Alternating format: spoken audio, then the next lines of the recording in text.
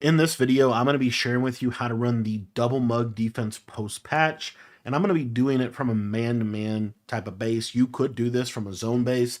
If you were a nickel dog 3 buzz, we're going to do it from a man base. Coach adjusted is nothing really needed. Auto flip is fine. And the biggest thing here is you want to have fast outside linebackers at those DN spots.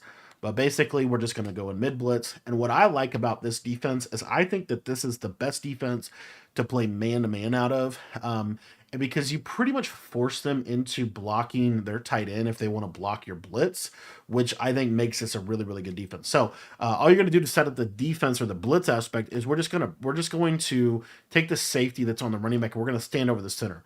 When you do this, when you bring your safety over the center, it's going to make the pressure better. And then we're not going to send 6 here to start out. We're just going to send 4. So we're going to man the linebackers up on the tight end and the running back, and we're going to have a deep half over top. And if you want to shade underneath, be my guest. If you don't, understand. The solo receiver is like the one that you got to kind of watch out for. A couple things we could do. We could go third, and then we could man our user up to him and switch stick onto like the half. Kind of different options.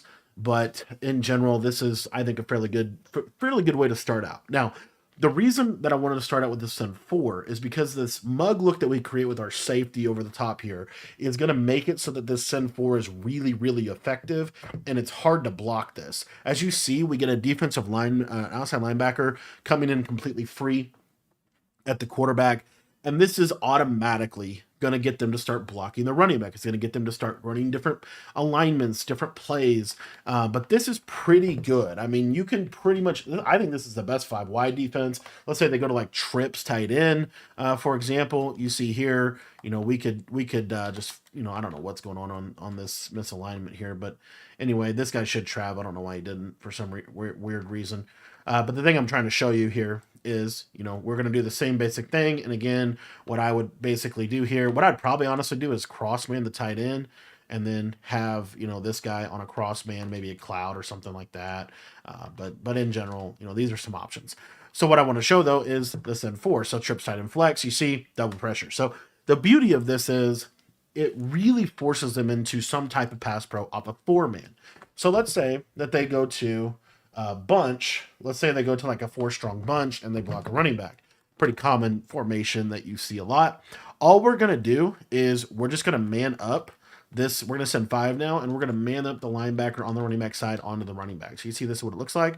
And then with our user, we can do whatever we want. We can do whatever we want with the user. And what you'll see here is you got a really good chance of the pressure coming off the opposite side of the running back. So now they got to start doing some slide protection. They're still going to struggle to pick it up. If they do actually block it, the running back's always going to get shedded. And so it's just an uncomfortable defense to play. So what oftentimes is going to happen is they're going to block a tight end. So when they start to block their tight end, this is where we're going to send 6 at them. And so what you're going to see is this is, pretty rare that we ultimately will send 6. What I tend to like to do is if they block their tight end, I feel like I can cover most of the plays. So, without the tight end and the route combination, it really makes it, I think, a lot more difficult with switch stick and some of the things we can do defensively. Now, that being said, if they block the tight end, I know that I have to cover the running back, right? So a couple things. I think you could just use the running back. I don't think it's that bad. So like if they block tight end, let's say they put the running back to the flat, we're just going to run down at the center and then just go cover the running back. We can get pressure on a send 6. It's a little inconsistent in practice mode. In game, it's a little better in my opinion. But the send 6 is just a little off in practice mode, I would say. A lot of times you're going to get this off this right edge, and bunch offset itself, especially in practice mode with this kind of wonky alignment we're getting over here to the right side, can be a little bit of a thing. For sure. But let's go to like a bunch strong nasty, which is a really popular formation to call. They send the running back out. I want you to watch this guy that's made up to the tight end. You'll see he goes to the middle third, and then you're able to kind of go to the running back. So in theory, and then you see they were able to get that instantaneous pressure off of the non-tight end side.